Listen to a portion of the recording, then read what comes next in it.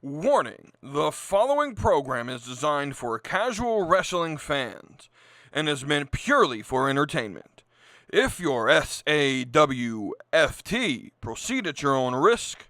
Viewer discretion is advised. Brother, I'm going run a wild Hulk Hogan. If all I get's a moment, I'll make sure it's an explosion. Cause lately I've been seeing stars, trying to kick out on this choke cord. But it's no holds barred, middle fingers like I'm Stone Cold.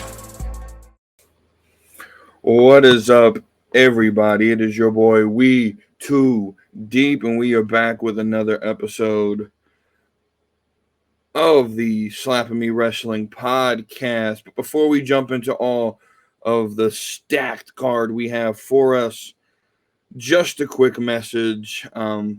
Wrestling fans, travelers, and everyone in between, this one is for you. If you want to rep your favorite WWE superstars with the freshest gear, look no further than the WWE shop. Whether it's t-shirts, title belts, or collectibles, the WWE shop has everything you need to show off your passion for sports entertainment.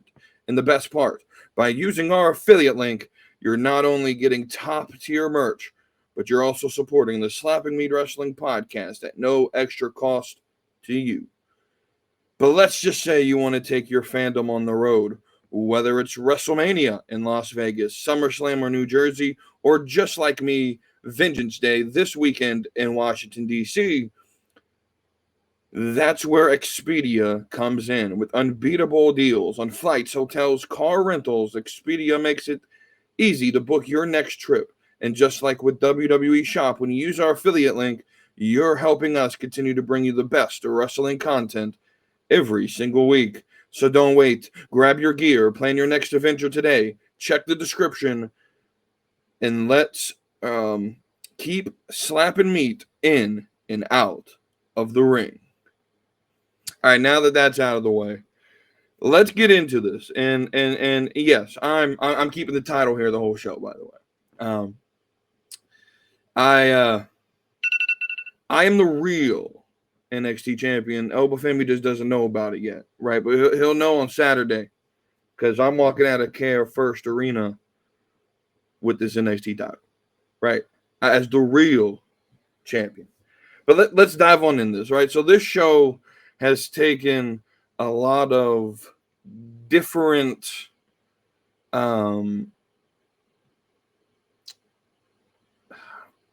formats, right? Like when I say the show, I mean this particular episode, right? When I plan this out, I really plan these Friday shows out. And I was only kidding about keeping this belt. This is highly uncomfortable to sit here for an hour to. Let me toss that over there real quick. All right, now that we're a little bit more comfy. Excuse me. Let's go a little bit behind the scenes. Like, excuse me, the Tuesday show with me and Wavy Deep has a structure to it, right? It's let's get cooking. If there's some big news, we'll talk about a little bit, but then it's typically let's get cooking. We'll dive into reviewing the shows, giving our thoughts on the updates to the stories, give our MVP for the week, jump into the questions from the Discord. When, if it's been like it's been the last few weeks, we got a good 30-minute discussion in these questions, and then we'll go to Thursday, Tuesday, and that's the show, right? Wavy D's final thoughts on the show's over. This show, the Friday episode, I don't structure it as much. And what I try to do is I try to plan all this around, starting on Monday, and I look for different news topics. And so if it's a slow news week, this show is really hard to do, right? There's only so many rants that I could sort of get out of me without any inspiration, right? Over the last week, though, and typically this is what happens as I have discussion on wrestling over the week with certain people, right? And throughout the Discord, and then eventually I'll end up with a product, right? This rant that I'm about to go on, this opening rant, I'm going to call it WETOODEEP's opening rant. This was not supposed to be on the show, but it's one of these things that, Wednesday, Thursday, I just had enough of a certain narrative being pushed that I got to address it. And that narrative is we too deep. You're too obsessed with WWE. Your vision for the rest of the wrestling world is blind because you're WWE homer. You're biased. And here's the question, or here's my response. I'm not biased. I'm fair, right? I've always said that while a lot of what I say is my opinion, I try to base my opinion on some sort of objective fact, right? So I'm not biased. I'm fair, right? The problem is AEW fans, and this comes in the definition of like, oh, you always critique AEW super hard. You have nothing positive to say about them, right? Well, they got to give me something positive to say about it. And so AEW fans, I literally believe they get butthurt that there are people in the wrestling fandom who don't like the product. I think they've been somewhat brainwashed into believing that AEW is an acceptable form of entertainment. And let's understand this, right? Because the fans will sit here and we'll sit here and be like, oh, WWE is not pro wrestling. We're here for the fans that love the pro wrestling. Who love wrestling. Guys, I like wrestling. As much as I say the match doesn't matter, I still think that like the match has an importance to the show. It's just a plot point, though, right? And so when you're not telling me a story for the match to either push or to help further a story, then the match then at that point doesn't matter. It doesn't matter how many flips you can do and the acrobatics and all that. I appreciate that. But I appreciate it in the context of that it tells me a story. Just like an action scene in a movie is only good if it pushes the narrative of the story. If it becomes sort of like what Transformers used to be, where they had like an hour-long fight scene that didn't add anything to the narrative of the movie, then it starts, as much as I love the Transformers series, those movies were like 7 hours long, it felt like, because they had these random fight scenes in the middle that added nothing to the plot of the movie, right? And so that's what I feel AEW is. That there's some narrative, right? But a lot of it is just matches that don't add to the narrative. They don't push the narrative further. And so AEW fans get butthurt that there are people who exist that don't like their product. But the reality is the product just isn't good. Oh, but we too deep. You never. I watch. I'm not obsessively glued to the screen, but I pay attention. I know enough about the current product to understand that MJF and Hangman Page, you might think this is feud of the year, but it's not going to be. MJF can't even do his own gimmick right anymore. He came back with that tattoo on his ankle and is sort of just fallen off. Right? But here's even more a hot take. The alternative that AEW set out to be in 2019, that was well needed, because 2016 to 2019 WWE was really bad product. And I'll sit here and say that when AEW was announced as being the alternative to WWE, it was needed, and I was excited for AEW. But what happened is it didn't actually become the alternative. The alternative to main roster WWE and that product became NXT. The very thing that AEW, I think, strived to be is the very same thing that NXT is right now. There are a lot of great matches in NXT on a week-to-week basis. But what those matches are used for are to push the narrative of the overarching storyline. And AEW fails to connect with me on that level. They just throw matches out there with no rhyme or reason, right? The same thing that 2016 to 2019 Vince McMahon and WWE did, where it was really just random matches. The stories didn't make zero sense, if there were any stories. AEW has become the very same thing that it was created to end. And right? And the NXT became the alternative.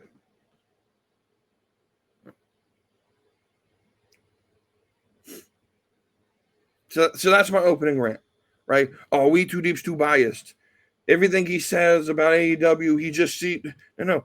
Take off the Tony Khan color lenses and understand that a lot of the wrestling fan base, as seen by the declining ratings every single week, and I know I said I'm leaving ratings in the past, but y'all bring it up all the time. I can't tell you how many times, week after week after week after week, I hear, I see the Netflix numbers are going down. Well, yeah, that's kind of the point. Because with it being on Netflix, you don't have to necessarily watch on Monday. You can watch on Thursday. That's not included in the numbers they put out. Because the numbers Netflix puts out are the live plus one.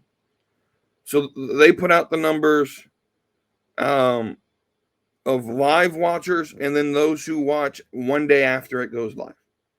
So they put out the numbers for the amount of people who have watched by Tuesday. Right? And again, it doesn't those numbers don't actually matter. And also, I told you this the week Netflix started. Don't expect this number that they're going to get a week one to be the overarching number. You're going to lose followers as we get back into the WWE grind, and that was my fear with making January 6th the debut episode, making that such a big episode that had, that was catered to the casuals, and they should cater absolutely to the casuals, but having the Rock show up and Roman and Solo and all the big stars, Cena and all of that, right? Having all of that on episode one sets expectations to these new fans who have no idea what's going on. So when they come back on week two and it's just Chad Gable versus Penta, and what was a very great match, but it doesn't hold water to what they saw the week before until they tune out. And so I've been saying these numbers are going to go down, right? Rand, are we too deep? You're biased. No, I'm fair. And what's you just all you do is post negativity. Post 3 good things about AEW. There is none. That's the point. My critiquing of AEW isn't me wanting it to die. It's me wanting it to survive, and I'm giving you practical business perspective on why this is failing. You have an event tomorrow night, and I have a theory on this that I'm about to give you right now. You have an event tomorrow night, Grand Slam Australia, that you announced, and when you announced it, it was taken by the Australian crowd who bought tickets that this was going to be a pay-per-view. And I can already hear the AEW fans in the comment box. It was never promoted as a pay. Guys, I need you to understand some things here, right? Every time you've done a Grand Slam event, you've put either the Dynamite or the Collision logo on the poster, representing that it would be a TV taping. I understand it. Grand Slam, the event has always been a TV taping, but you always promoted it as a TV taping. The second you promote it, AEW Grand Slam Australia, and you put the poster out, and never once has the poster included the Dynamite logo or the Collision logo, one could logically suggest, well, this is going to be a pay-per-view. One could also logically suggest that because you rented a stadium. You rented out a 40 to 50,000 seat arena stadium couldn't sell that. So but you're still at like a 20 to 30,000 seat arena, which you don't rent if you're not having a big event. And so how can you mistake the Australian fans for believing they're getting a pay-per-view? And then you don't market it. And then it comes out, well, this is just a collision. That's bad business. That's very bad business. It's very bad marketing.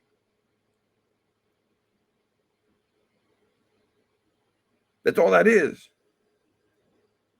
And then you come out and now you're also taping some ROH, AEW, like New Japan crossover type event with it. So, we got this big card. Guys, just tell me that, you know what this tells me? You were planning a pay-per-view, but someone forgot the NBA All-Star Weekend was this week. Or maybe you didn't want to compete with Vengeance Day. You didn't want to compete pay-per-view to pay-per-view with Vengeance Day. But let me just tell you this. Vengeance Day is always on Valentine's Day weekend. Whatever the weekend of Valentine's Day is, depending on where it falls, Vengeance Day will be the week before or the week after. You should have known this, Tony. You should have known this. This is just bad booking. This is just bad marketing. This is just bad business. So everything that I critique critique AEW on is bad business. And then these same people are like, oh, you're guys, I've been shitting on Triple H's booking for the last 4 months.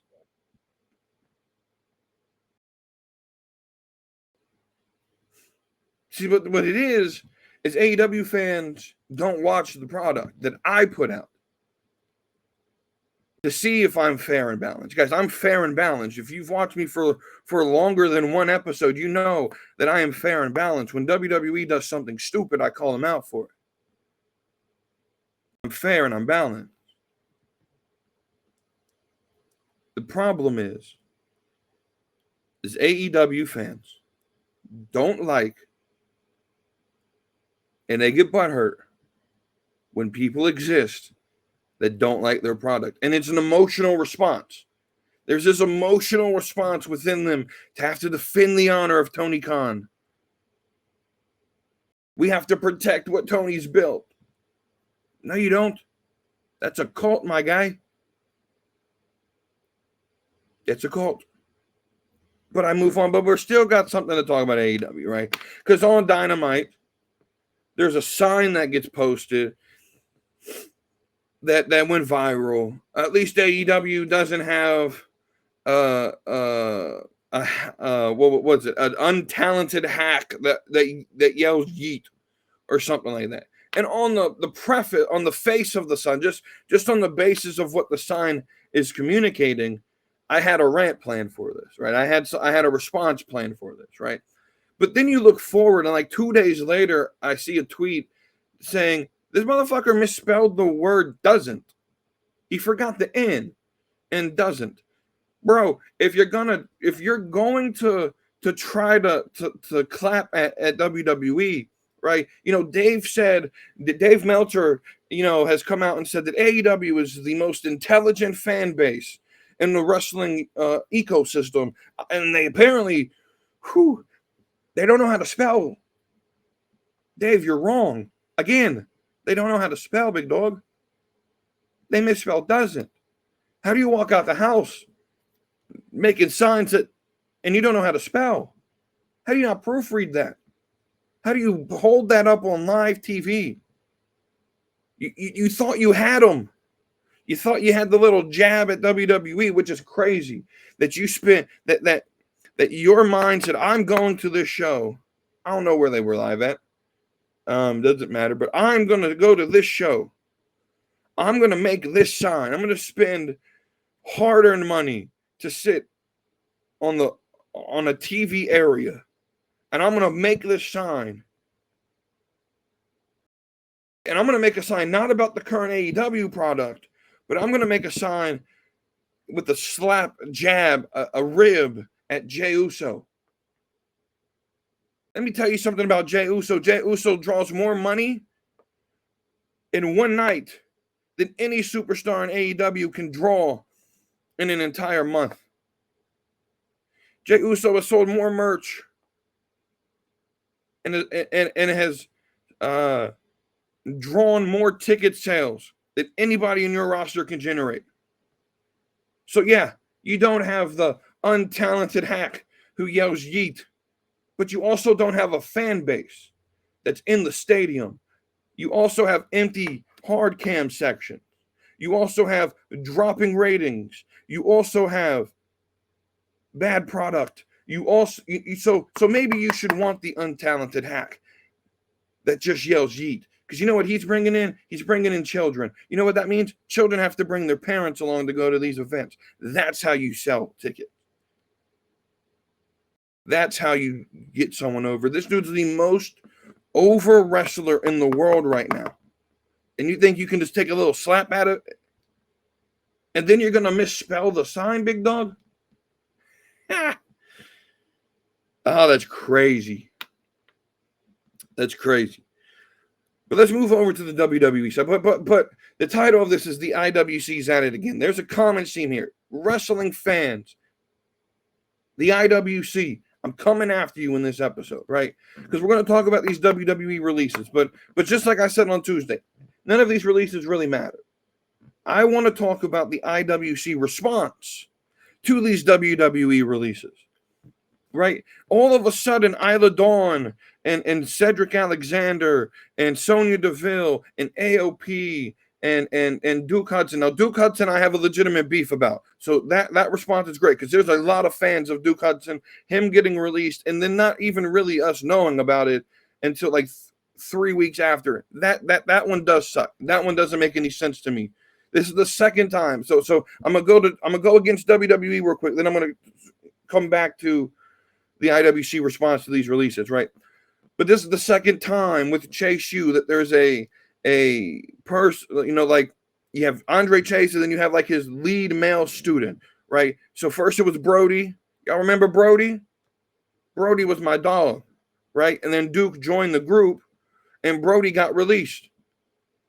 Well, this is the second time that you got someone over in this role.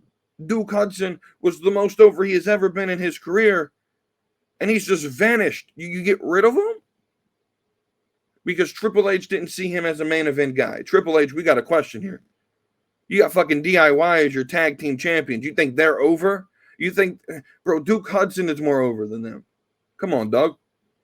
So I do have a legitimate beef with that, but let's go back, right? All of a sudden, Isla Dawn and Cedric and Sonya and AOP and Blair Davenport, they all get released, and all of a sudden they got a fan base that actually cares about them. Maybe if you cared about them while they were on TV, they wouldn't have gotten released.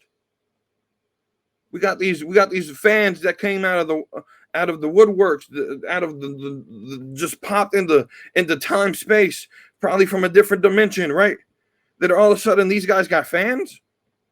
Nah, come on, dog. This is just fake outrage. It's just fake outrage, right? And then we got these fans. Let me tell you the fans that really piss me off. Every time that Triple H does a release, right, of a minority group, Triple H just doesn't like people of color. Triple H doesn't like the LGBT groups, and he's just no, guys. These guys just don't have talent. Sonya Deville's contract expired, and they didn't come to a new deal, so she's free to go. These people weren't needed for the show to exist. And here's the thing: you complain on Monday and Sunday and Saturday when the releases happen, but on Tuesday when Ricky Starks shows up, and we'll talk about that in a few minutes. That's towards the end of the show. But on Tuesday when Ricky Starks shows up, now you're cheering and you're happy, but you needed to clear a budget to get Ricky Starks, right? You're going to need to clear a budget if you want to bring back Aleister Black.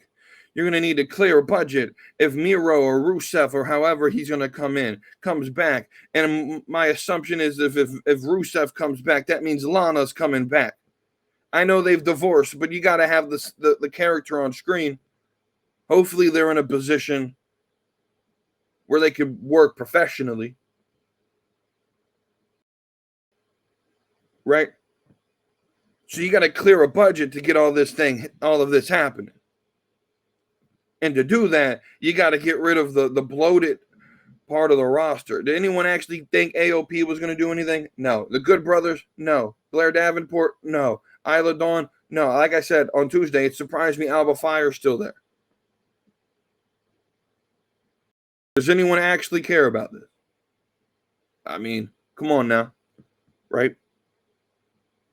So let's stop the fake outrage. IWC. But let's talk about WrestleMania.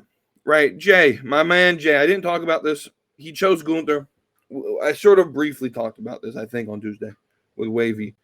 But Jay, you really messed up my Mania, man. You really messed it up.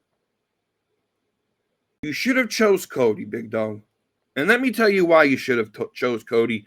Why it would have been more logical for you to choose Cody, and why as fans we preferred you choose Cody. First off, he just had this match with Gunther. Now I get it. It's the redemption story, finishing the story for Jey Uso. I get it. I understand it. But let's actually talk about what WrestleMania should be for. It's to close a story. You could finish the story. Jey Uso on his 7th chance at a singles title finally gets one. That's fine. But you should start another one. And the story you could start is Jey Uso main eventing the whole WrestleMania, not just night 1, but the whole WrestleMania, main eventing night 2, beating Cody, starting Raw after Mania, and having Roman come out and be like, bro, hand over that title. You brought it back to the family. Now hand it over. And setting up the final saga of the bloodline, right?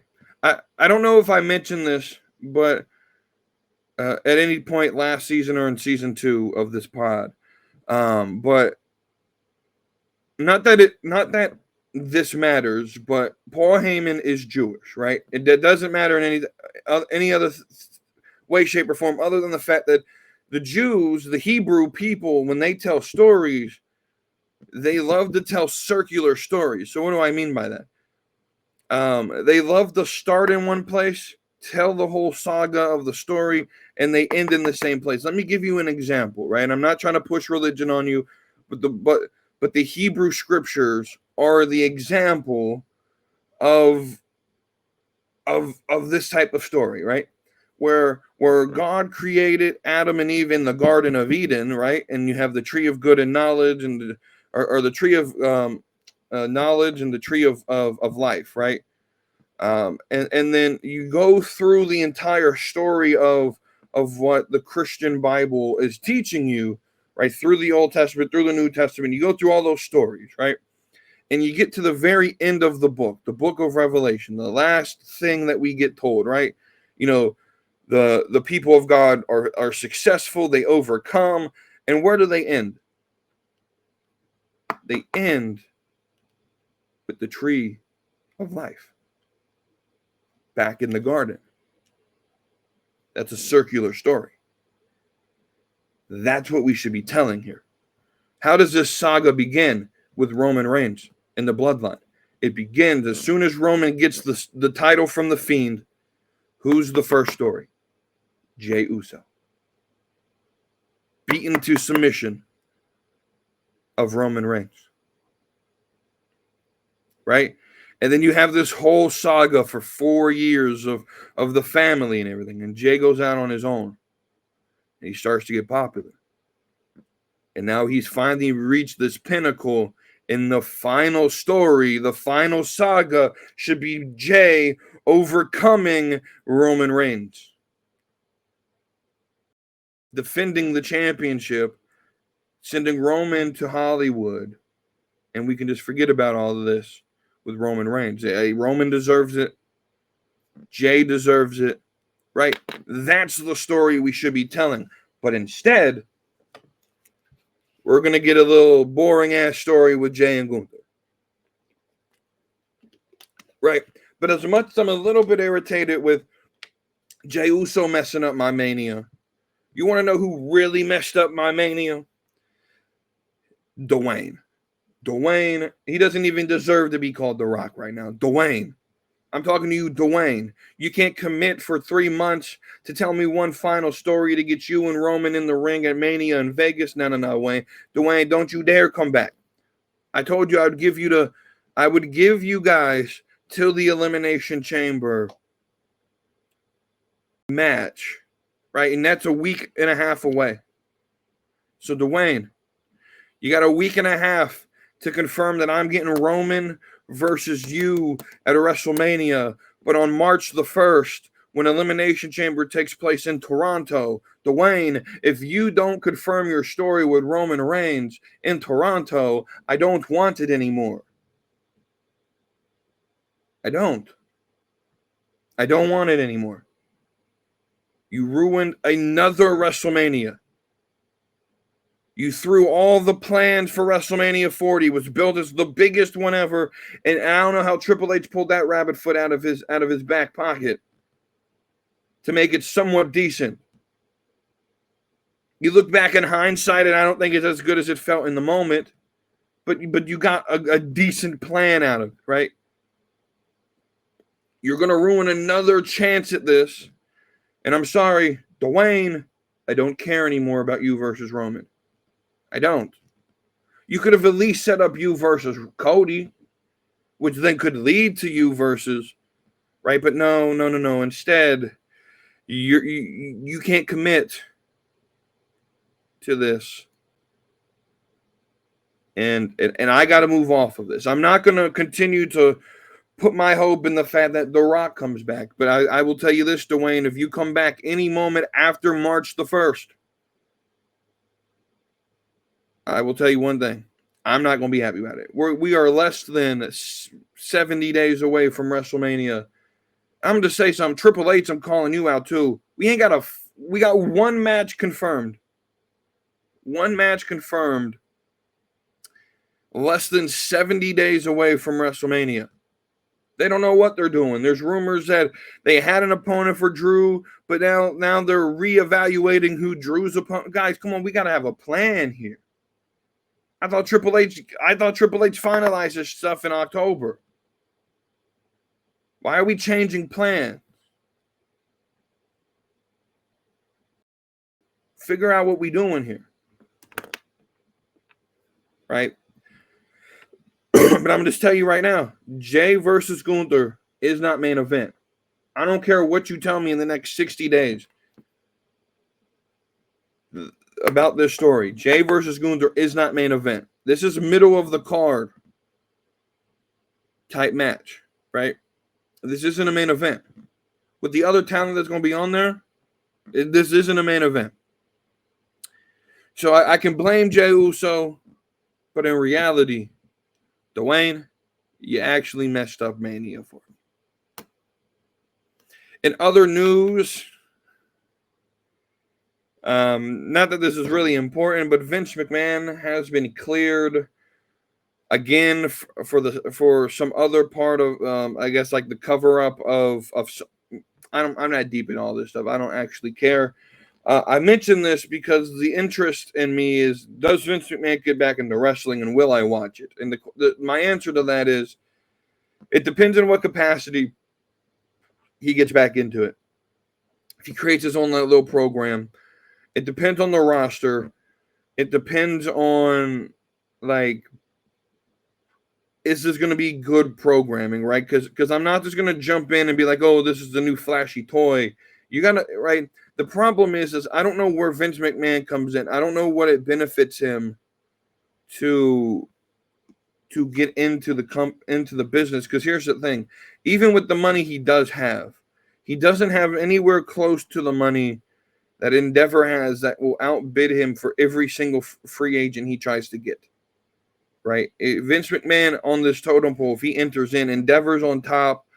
Tony Khan's got money too. And then so Vince McMahon's sort of like the third dog on the totem pole. And so if he does come back, he needs to have that type of mentality. But obviously he doesn't. So I don't think Vince should come back in any capacity, right? But anytime you talk about Vince and you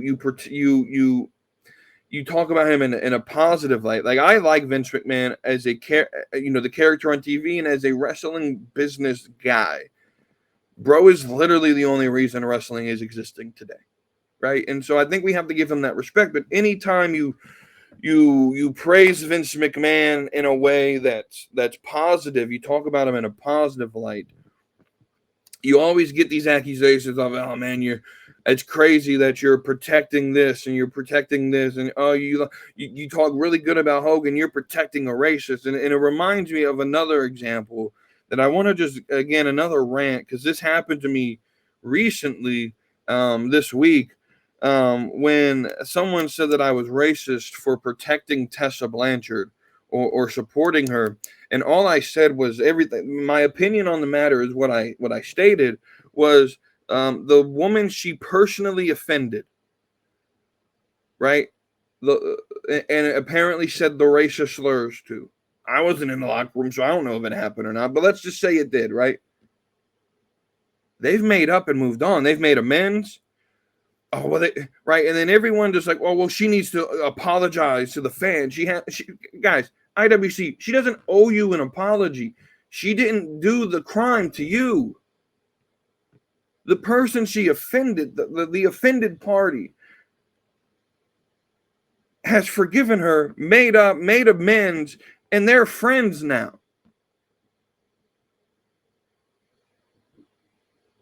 Why are we still holding this against Tessa Blanchard? Yes, hold it in the back of your mind. Don't forget about it, but don't hold it over her career like she doesn't deserve the spot where she's at. She was 21 years old when it happened. I'm sure y'all were young, dumb, and stupid at 21 and said some, right? And someone commented under me and said, bro, you're absolutely right. The problem with these people is they lie and act like they've never said anything racist. And guys, I'm not here to protect racism. Like, I'm not here to protect that system. I understand it exists. But my issue is Tessa Blanchard said this years ago.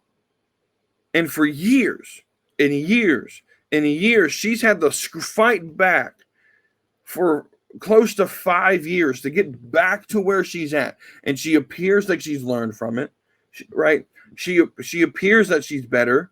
And people have forgiven her and moved. The people who were in the locker rooms she was in have forgiven her and have moved on. So why am I, as a fan who was not in the locker room when it happened, why would I hold it over her? Yeah, it's just a bunch of weirdos, man. Maybe I'm, and I said this to this person, like, bro, I know I said some stupid shit when I was young, dumb, and stupid. I would really hate if someone came up to me and be like, yo, bro, we heard about what you said when you were 20 years old. And because of that, you don't deserve to have a job. I forgive because I've been forgiven. And if she messes up, then you hold her accountable for it. But all these people are like, oh, no, Tessa can't step foot in a wrestling promotion. Impact should be ashamed of themselves. No, stop it, dog. Cancel culture doesn't work no more. Tessa Blanchard is a superstar. Did she let that superstardom when she was young, dumb, and stupid go to her head? Absolutely. Hopefully she's learned from it. Right? And I'll say the same thing. I don't know who Tessa Blanchard is as a person. But what I do know is, in character, what I'm watching on TV, she's one of the best to do it. I know Vince McMahon's probably a shitty person in real life, but the man who ran WWE to great success and the character I saw on TV that I'm judging, he deserves my respect. And what he did in his personal life, sure, I can critique. I'm sure he got himself out of the justice system, because we know that you could be guilty and rich and not go to jail, but if you're poor and innocent, you could. I know all of that. You don't have to teach me about the justice system. I get it. I'm sure his money talked, or his friendship, his connection with the guy in the White House. I'm sure it talked a little bit, right? Or the fact that Vince's ex-wife, I don't know if they're fully divorced, but Linda was being confirmed to be back in Trump's cabinet just this week. I'm sure all of this talk to get Vince clear. I'm not going against that. But the Vince McMahon that built WWE to the success that it is right now needs to be praised. The guy on screen, not the guy behind the camera, not the guy on the with the allegations. And again, they're allegations, so we don't know if they're true or not. Right? I can only go with what the legal system tells me. Right? But now that we got that out of the way, let's talk about Ricky Starks. Right? Let's talk about Ricky. Ricky Starks showed up on NXT. And boy, did AEW fans get big mad. Big mad. Oh, he'll never go in. He'll never do any. He's just a mid. How long till he's regulated to main event? Nah, guys, y'all crazy. Ricky Starks has star written on him. It's just Tony didn't see it. Didn't know how to use it. Didn't know how to utilize it. Oh, he didn't fit WWE, or he didn't fit AEW's system anyway, so he could just go. All right. Well, when he's, now let's be realistic. Let's not jump out of the water. Is this dude world championship material? Probably not. But there's nothing wrong with saying you're a very good lifer on the mid-card scene, right? There are wrestlers who are Hall of Famers who live their life as Intercontinental Champion, right? There's nothing wrong with that. You got to understand why Ricky Starks connects with people, right? You got to understand how wrestling fans that watch WWE and how wrestling fans should, right? How you got to understand how the casual fans world works, right? They're not looking for someone who does everything best. They're not looking for that jack of all traits. They're looking for that one thing they can connect to. So with Jey Uso, it's the Yeet chant, right? And that connects with the entire audience. And that's what got him over. And is he not the best in the ring? Yeah. Is he the best on promos? Not really, right? But he has charisma and he has a catchphrase. And that's what connects to casual fans, right? So you look at someone like Kevin Owens. He can promo, right? And he has a character that is very defined, and that's what connects, right? You look at someone like Roman Reigns, right? He had the acknowledge me catchphrase. He has the look, right? And he just has that aura about him, right? So casual fans look for like one or two traits. They're not looking for the well-rounded superstar like Will Ospreay, right? Who can do everything pretty good but nothing great, right? And in-ring ability is always going to be at the bottom of the totem pole for casual fans. So Ricky Starks just fits right in. Oh, he got regulated to developmental. Guys, y'all crazy. I'm telling you, if you're in the year 2025 with everything they just debuted at Royal Rumble that they're going to do in terms of programming, if you still believe that NXT is developmental, you're the problem. Guys, developmental is now going to be Evolve. Developmental is now going to be LFG.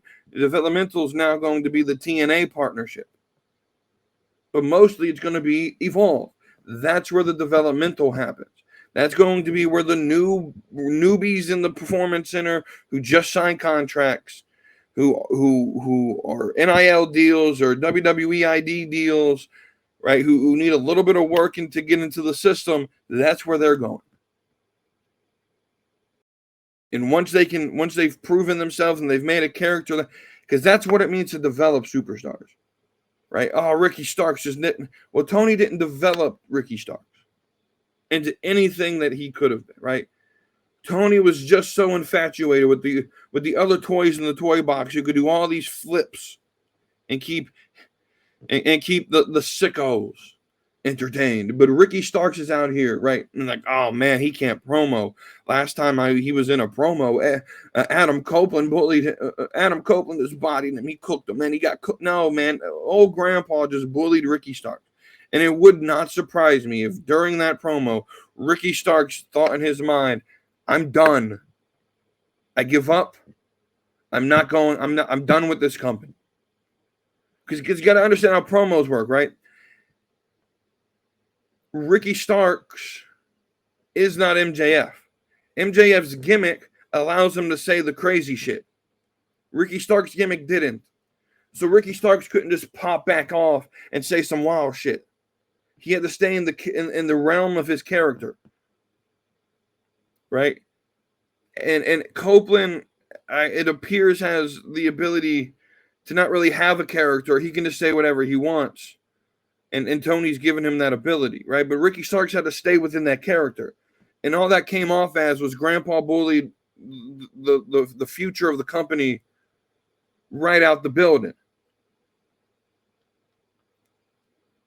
Because Tony Khan would rather hoist the future of his company and Adam Copeland and John Moxley main eventing Revolution. Whoo! That's sure gonna do something for the wrestling world. But Ricky Starks is NXT, and he's gonna get thrusted immediately, I believe, into the North American title picture. Maybe have a run with it. Right? And then who knows? You know, Trick Williams was not supposed to be where he is right now. Right? But a catchphrase and one good storyline, Chick Williams became the hottest star in NXT. Until Obafemi got there and had that look and that presence. And the casual fans were drawn to him. And Obafemi became the guy. Right? Jey Uso was probably just supposed to be some mid-card singles guy. But he got over with the Yeet. Right? And I don't think the singles run happens if Yeet doesn't start to get over while they were in the tag team. Right? But then it really caught on. And he went from like, okay, we could put the IC title on him to no, we putting the big title on him. Right? So who knows what the ceiling is for Ricky Starks. Right? Who knows? But if things go his way and a catchphrase comes or a good storyline comes, Ricky Starks could be looking at being the next Jey Uso. Right? So with that, let's move over to Vengeance Day predictions. Vengeance Day is tomorrow, the 15th. We have 6 matches on this card. Let's start at the bottom here with Trick Williams versus Eddie Thorpe in a strap match. If I'm going off history, Eddie Thorpe seems to always lose every single feud that he does. And so because of that, part of me wants to pick him. And that's where I'm going to land. I'm going with Eddie Thorpe here. First off, he's had like 7 strap matches, it feels like. In NXT, it's not that much. That's over-exaggeration. But it feels like that's always like the gimmick they give him. I know he had one with Dijak, I believe. And so I think Eddie Thorpe goes over in this match. I think Trick's on his way out of NXT, and this is a great way to sort of just end that run with Trick. Right? We then move on to another match that was made official on Tuesday, and that is Fraxium. That's Nathan Fraser and Axiom, your tag team champions, defending those titles against the team of Josh Briggs and on loan from Pro Wrestling Noah, Yoshiki Inamura. I hope I said your first name right, but Inamura, which is someone I'm not familiar with, but he appears to have been well-traveled. I know I saw when I was researching him, he has matches against like Okada, and he's been in New Japan and stuff like that. So I think this is an interesting match. I'm sticking with Fraxium. I don't see them dropping the titles here quite yet. But yeah, so I'm going to stick with Fraxium. We get to probably what's going to be my favorite match of the night, which is Javon Evans versus Ethan Page, right? Because all these people who hate on the Ricky Starks, they're like, look at Ethan Page. He had that one run, and now he's in the greatest storyline on NXT right now. He's the biggest heel outside of Kevin Owens in the company right now. Bro is just diabolical. Ethan Page is on a run of his life right now. And let me tell you something. Josh Alexander is a free agent. And if that guy named Josh Alexander shows up on Saturday, tomorrow night, and I'm in the building, and the North reunite, boy, I'm going to be happy as a motherfucker. Let me just say that. But I'm picking Ethan Page here. Because I don't think this ends the feud. I think this goes through Stand and Deliver, where Javon Evans gets the victory over Ethan Page. But I think Ethan Page is going to win this one. I do. We then get to the women's match, which now is a fatal four-way with Cora Jade being added to the match. So it's Julia versus Bayley versus Roxanne Perez versus Cora Jade. I think Julia retains. I think the movement could be Julia versus Cora. But I do think Bayley versus Roxanne becomes a repetitive story. My fear with this, and here's what the cool thing is I'm going to get to see Roxanne, and I'm not a huge Roxanne Perez fan, but she does very well in matches. I'm going to get to see her twice in a 3-day period, because I will be at Vengeance Day, and then I'll be at Monday Night Raw. And so that'll be cool. But Roxanne does have a match on Monday. So part of me wonders how active she's going to be in this match, trying to protect herself for Monday. And so I think what we're going to do is you add Cora Jade in to sort of be that the person that takes a lot of the brunt force and the beating, and you add to the Bayley Roxanne stuff. And I think that'll be just perfectly fine. I think we're building towards Stand and Deliver for Bayley and Roxanne. We get no big upset so far in the first 4 matches. We get Stephanie Vaquer versus Fallon Henley for the Women's North American Championship. This is where, and I'm not going to call it an upset, but this is where a title change does happen. I do believe Stephanie Vaquer leaves Vengeance Day with the title, which could lead to. Now, part of me believes that we're headed to Julia versus Stephanie at Stand and Deliver, and it could be like champion versus champion, possibly, right? Who knows? But I do think Stephanie gets a run with the Women's North American Championship. And then in our main event, Obafemi versus Austin Theory versus Grayson Waller. At first felt weird, but bro, this is going to be a great. Oba's winning. Without a doubt, Oba's winning. But this could be like the moment that turns and breaks up A-Town Down Under. And then they could have a feud on Raw, or maybe it makes them grow closer together. Who knows? Who knows what the story is? But that's the cool thing about this, right? So I got Oba, I got Vaquer, I got Julia, I got Ethan Page, Fraxium, and Eddie Thorpe are my winners for those 6 matches. We also have whatever's been sort of like hacking in, promoting themselves as showing up at Vengeance Day, whatever that's going to be. So I'm interested. This is the most excited I've ever been for a wrestling show that I get to go to, right? I went to Vengeance Day 2 years ago when it was in my city, and I wasn't too excited about that card this card is a banger of a card. And so I'm super excited about this show, right? And I know it's going to live up to it, right? 2 more segments. Well, we'll do one more. I'm going to toss out my rant of the week, because I started with a rant, right? So that's my rant of the week, right? My rant of the week will be what I started with.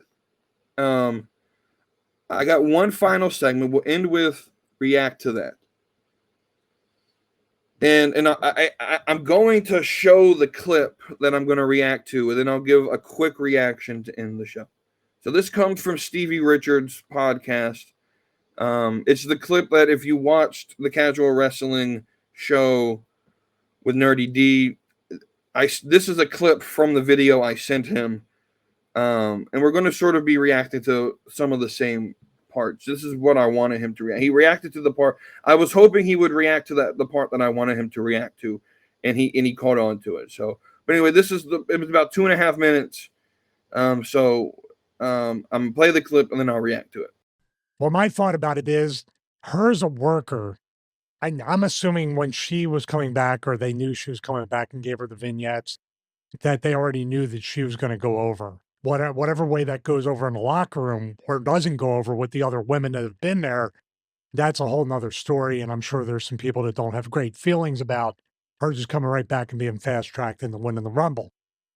With that being said, as a worker and wanting the fans to get behind you emotionally, and actually being very self-aware that you've been gone for what? A full year, maybe more? You've been gone for quite a long time.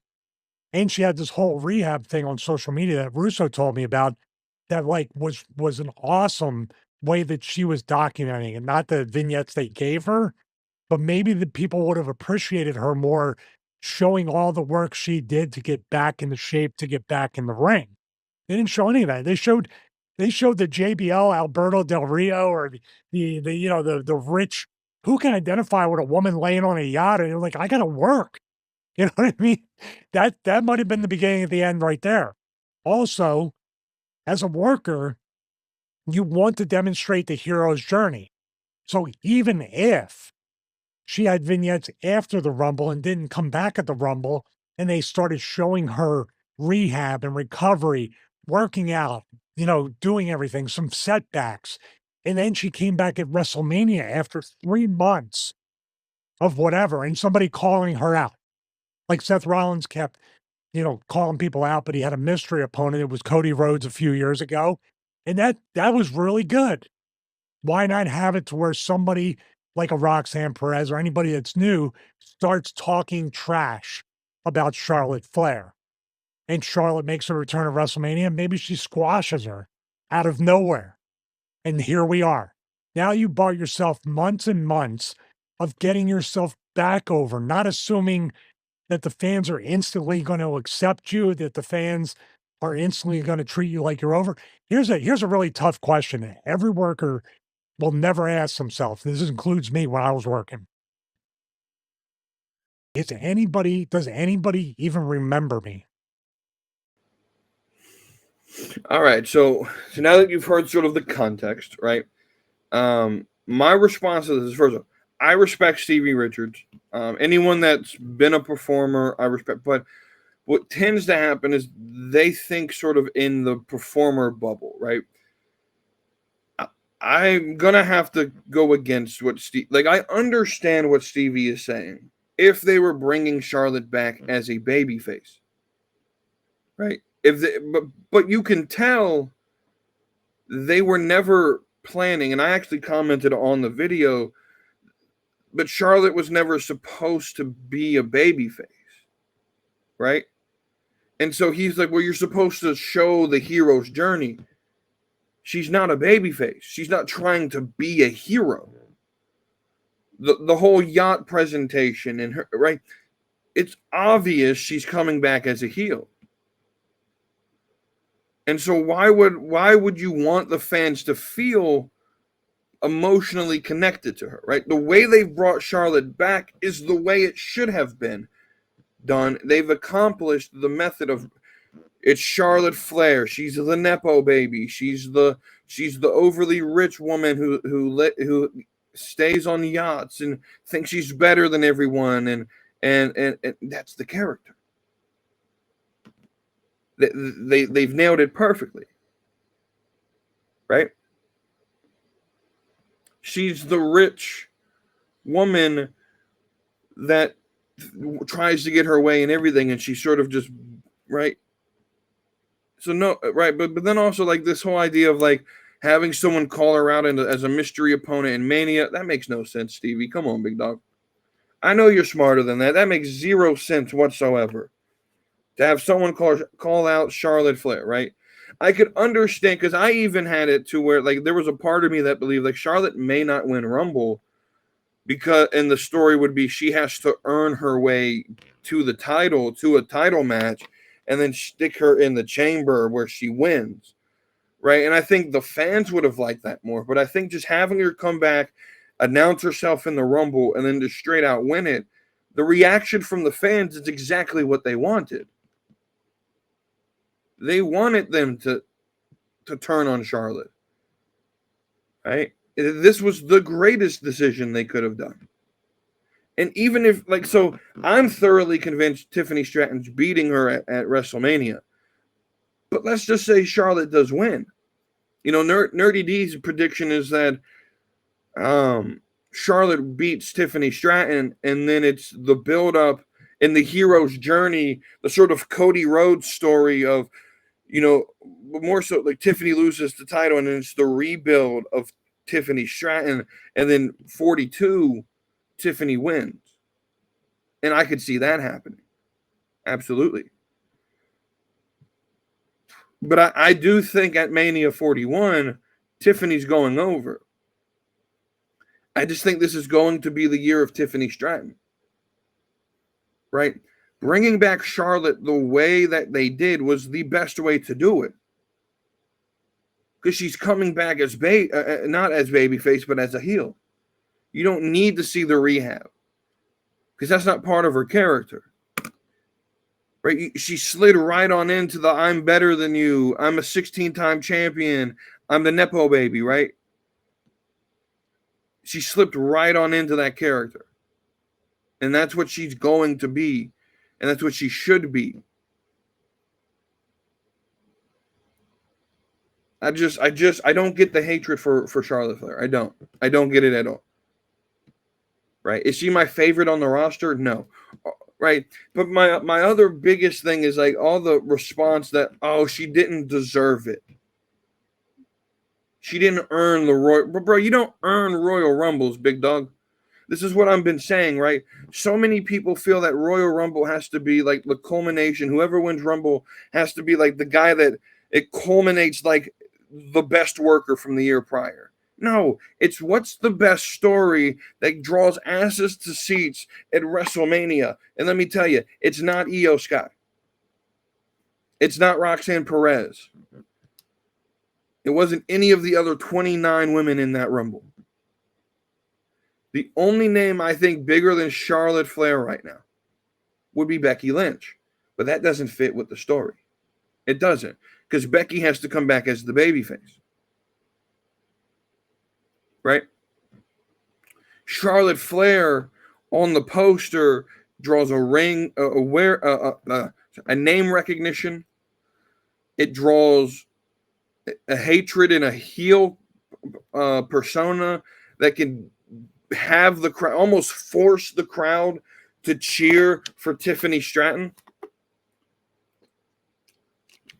Not that they're not already cheering for Tiffany, right? But it forces Tiffany into that fan, that super babyface role, right? And so Charlotte Flair is the only one that makes sense to win this match. The only one to make sense to win that match. Because there's a poster there. You have Charlotte Flair WrestleMania already planned out. It's the only, right? At the end of the day, it's not who earned it. It's not who deserves it. It's who's going to sell Mania tickets. And that's how you book for WrestleMania. And we're going to get a banger of a match between Charlotte and Tiffany. And this whole argument goes away, right? Because people are going to be like, oh, it's match of the year. And no, you can't talk about Charlotte that way if you were hating on her winning the Rumble, right? You just can't.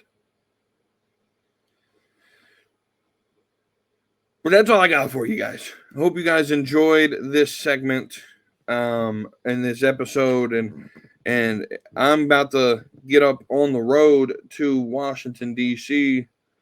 If the resale markets go my way and the tickets fit well within my budget that I can afford, I may be at SmackDown tonight. No promises. I'm probably going to be watching it from the hotel room. I'm just going to be completely honest with you. But there may be a chance I do show up. I will be there tomorrow night at Vengeance Day at the Care First Arena. So definitely check out Vengeance Day. See if you can find me, but pay attention to the matches, because this card, I'm telling you, this show is going to be very good. Very good. Just one final thought that I forgot about in the discussion on Ricky Starks real quick. Everyone's fearful that he's going to get a new name.